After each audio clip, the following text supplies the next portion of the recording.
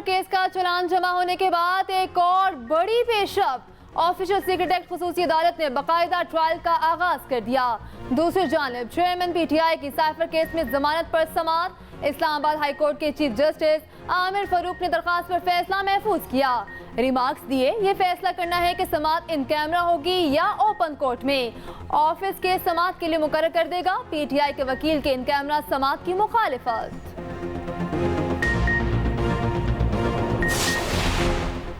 मुबैना इद्दत के दौरान निकाह का केस। सीनियर सिविल जज कुदरतुल्लाह की अदालत में चेयरमैन पीटीआई के खिलाफ केस की समाअत।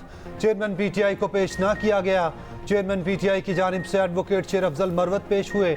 अदालत ने रिमार्क्स दिए, कब तलाक मुअस्सर हुई इस हवाले से नहीं बताया गया। क्या आप तस्लीम करते हैं इद्दत में निकाह हुआ?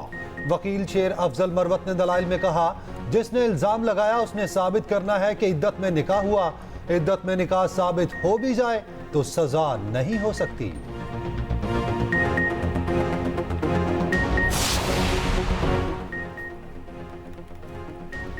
फैजाबाद धरना केस का तहरीरी फैसला जारी। हुक्मनामे में कहा गया, दौरान समाअत केस से मुतालिक 4 सवालात उठाए गए। अदालत ने मुशाहिदा किया कि कुछ लोगों ने अवामी सतह पर कहा कि उन्हें मालूम है क्या हुआ। अदालत एक और मौका देती है, कोई भी शख्स हकायक मंजर आम पर लाना चाहे तो अपना बयान हल्फी अदालत में पेश करे। आईवी पैमरा पीटीआई ने मुतफरिक दरखास्त के जरिए नज़रसानी दरखास्तें वापस लेने की इस्तदा की। एमकेएम का भी फैजाबाद धरना नज़रसानी केस की दरखास्त वापस लेने का फैसला। सुप्रीम कोर्ट में आज दरखास्त जमा कराई जाएगी।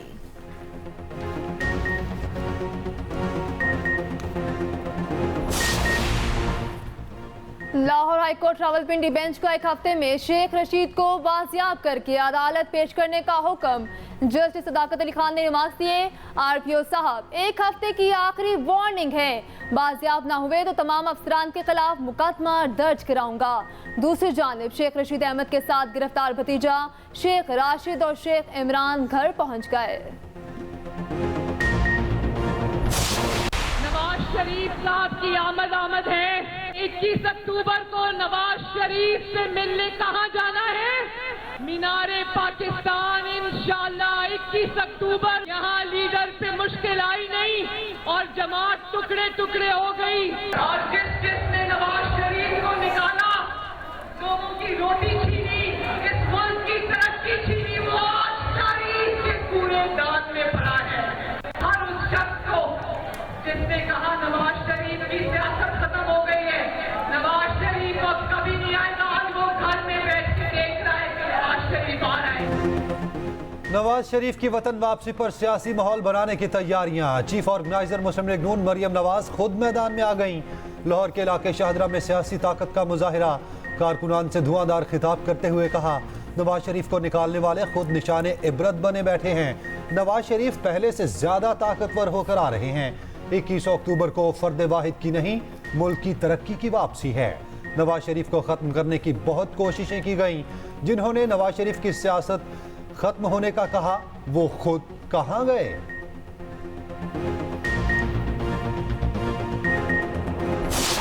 मैं तो खुद ये निगरान हुकूमत के फ़लसफ़े को ही नहीं समझता कि इसकी ज़रूरत क्या है। तो अब ये हम जो निगरानों में फंस गए हैं, तो निगरानों में तो फिर निगरान की भी हुकूमत नहीं हुआ करती। ये मेरे ख्याल में अब इलेक्शन इशू नहीं है, बल्कि ये एक आम आदमी तक की जिम्मेदारी है, सियासतदानों की, फ़ौज की भी, ब्यूरोक्रेसी की भी, एस्टेब्लिशमेंट की भी, कि किस तरह मुल्क को अब बरकरार रखा जा सकता है।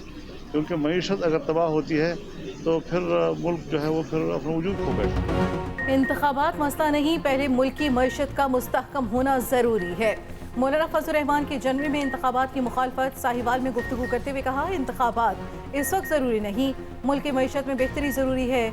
जनवरी में बालाई इलाकों में बर्फबारी होगी, वोटिंग कैसे होगी? हम हर वक्त इलेक्शन के लिए तैयार हैं। दहशतगर्दी की मौजूदा लहर से दुनिया में पैगाम जाएगा, पाकिस्तान को राम नहीं। फजल रहमान ने निगरान हुकूमत वाले फलसफे को गलत करार दे दिया। कहा, निगरानों में फिर हुकूमत किसी और निगरान की होती है।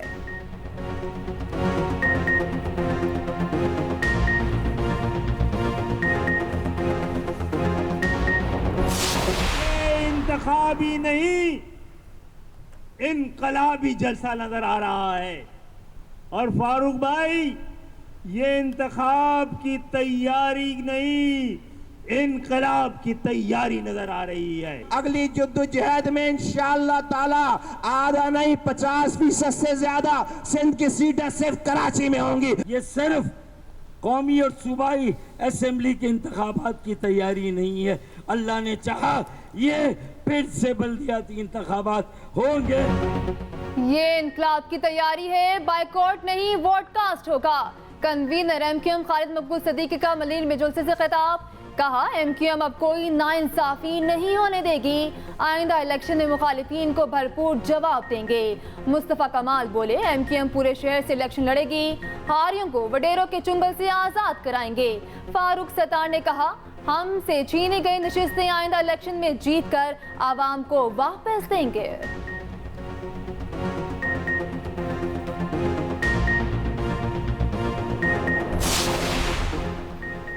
सिंध हाई कोर्ट में सानेहा बल्दिया केस, मफरूर मुल्जिमान की गिरफ्तारी का केस। अदालत ने सूबे भर के मफरूर मुल्जिमान की शनाख्ती कार्ड, बैंक अकाउंट्स और पासपोर्ट ब्लॉक करने का हुक्म दे दिया। चेयरमैन नादरा, वजारत दाखिला, फॉरेन ऑफिस और स्टेट बैंक से 23 अक्टूबर तक रिपोर्ट तलब। जस्टिस के आगा ने रिमार्क्स दिए, हमें निगरां हुकूमत से भी तवक्को है, मफरूर मुल्जिमान की गिरफ्तारी में मुआवनत करेगी।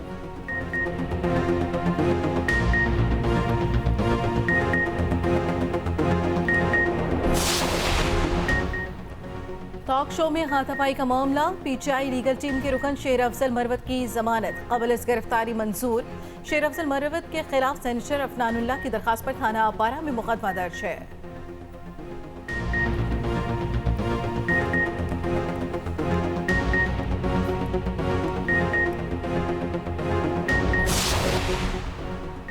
बिजली के बिलों में फ्यूल प्राइस और सहमाही टैरिफ एडजस्टमेंट की रकम का मामला, सुप्रीम कोर्ट में चीफ जस्टिस काजी फातिसा की सरबराही में 3 रुकनी बेंच की समाअत।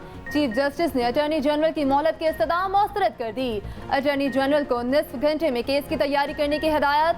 चीफ जस्टिस ने रिमार्क्स दिए, बिजली की कीमतों से मुताल्लिक केसेस का ढेर लगा है, निस्फ घंटे बाद समाअत दोबारा करेंगे।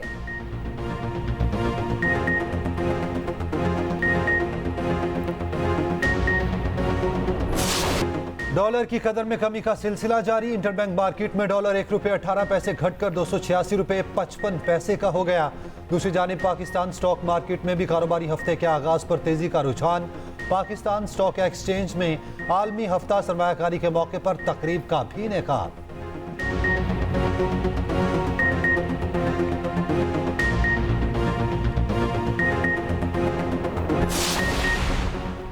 मुल्की मईशत बहाली की जानिब गामजन, पाक फौज और निगरान हुकूमत के ठोस इक़दाम के समरा सामने आने लगे। करंसी ज़ख़ीरा अंदोज़ों के खिलाफ क्रैकडाउन के बायस रुपए की कदर में बेहतरी का सिलसिला जारी।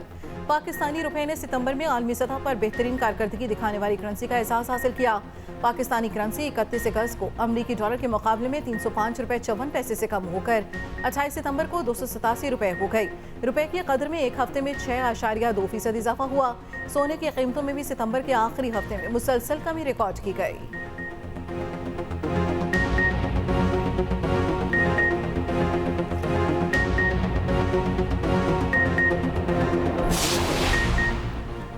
निगरान विफाकी काबीना का अहम इजलास आज तलब। निगरान वज़ीर-ए-आज़म अनवरुल हक काकड़ की ज़ेर सदारत इजलास में मुल्की, मुआशी और सियासी सूरत हाल पर गौर होगा।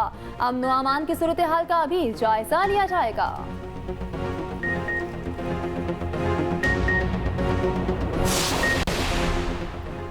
साहिवाल में शादी हॉल की मालिकन की शर्मनाक हरकत। ऑल्ड हरप्पा रोड पर कायम मार्की में दुल्हन रूम में खुफिया कैमरे लगने का इंकशाफ। दुल्हन के अहले खानदान ने खुफिया कैमरे पकड़ लिए, पुलिस ने मुकदमा दर्ज कर लिया। FBI के मुताबिक मार्की मैनेजर और असिस्टेंट मैनेजर खुफिया कैमरों से दुल्हन की वीडियोस बनाते हैं। पुलिस ने दोनों मुल्जिमों को गिरफ्तार कर लिया।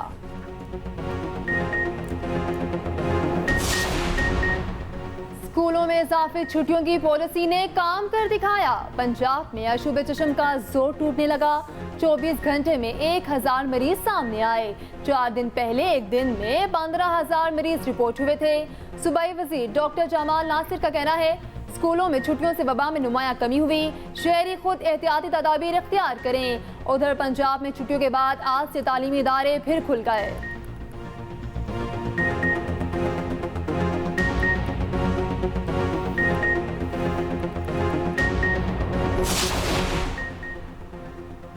बिजली चोरों के खिलाफ क्रैकडाउन जारी। 10,000 बिजली चोरों को धर लिया गया। मजमूई चोरी में सिंध और केपी सबसे आगे। 75% बिजली चोरी के वाकयात दोनों सूबों में रिपोर्ट। गिरफ्तारियां सिर्फ 425 हो सकी। सेक्रेटरी पावर डिवीजन के मुताबिक मुल्क भर में 23,000 से ज्यादा मुकदमा दर्ज किए गए। 14 अरब 33 करोड़ की रिकवरी का दावा। गुर्दों के गैर कानूनी ट्रांसप्लांट में मुलव्वस 8 अफराद गिरफ्तार। मरकजी मुलजिम डॉक्टर फवाद गैंग का सरगना। ये पूरा गैंग लोगों को घेरता है। गैर कानूनी ट्रांसप्लांट आज़ाद कश्मीर में हो रहे थे। वज़ीर पंजाब मोहसिन नकवी का कहना है डॉक्टर फवाद को 6 बार गिरफ्तार किया जा चुका। 328 अफराद के गुर्दे निकाले गए। तमाम रिकॉर्ड सामने आ चुका है। एक ट्रांसप्लांट का 30 लाख रुपए रेट था। इंसानी अज़ा की गैर कानूनी पेवंदकारी रोकने के लिए कवानीन को मज़ीद सख्त करेंगे।